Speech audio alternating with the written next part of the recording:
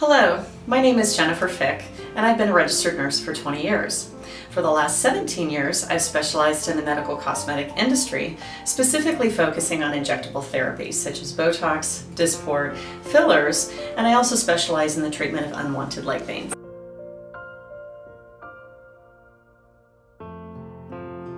I like to begin each patient's treatment by doing a complete consultation to find out what their true cosmetic goal is and to find out what our treatment plan is going to ultimately be.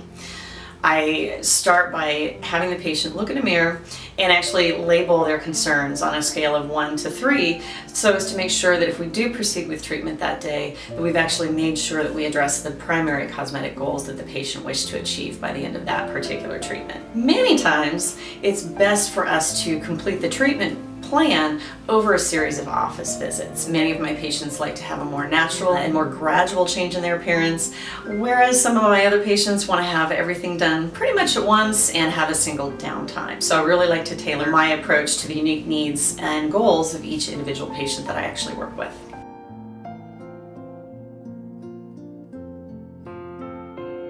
A lot of people ask me about the differences between filler and things like Dysport and Botox. Fillers are actually used to create volume, enhance contours of the face, or smooth out lines and wrinkles, or reduce the appearance of shadows in the face.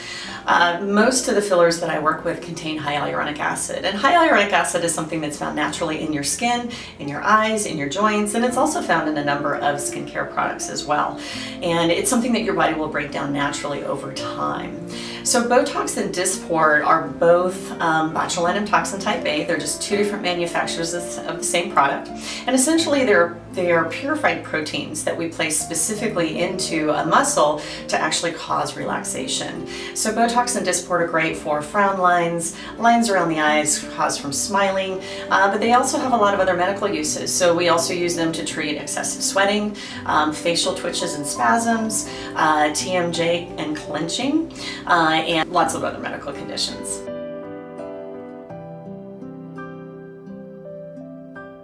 So I get asked all the time, who is a candidate for filler? What's the right age to start these sort of treatments?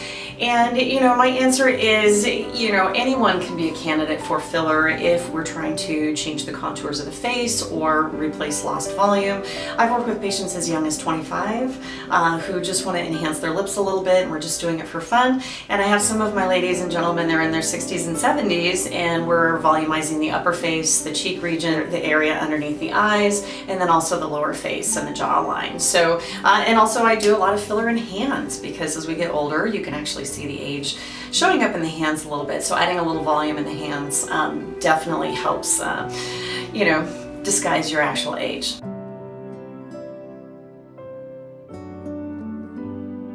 Many people have voiced concerns to me about looking overdone, frozen, not looking natural. The way I address that is that it's really important for us to keep you looking like you, and it's important for us to maintain the natural contours and the natural features of everyone's face. Everyone has very unique and very beautiful proportions to their face, and it's important for us to keep those in line so that the face itself, even though we've made some minor changes, the face globally communicates as just an enhanced version of you.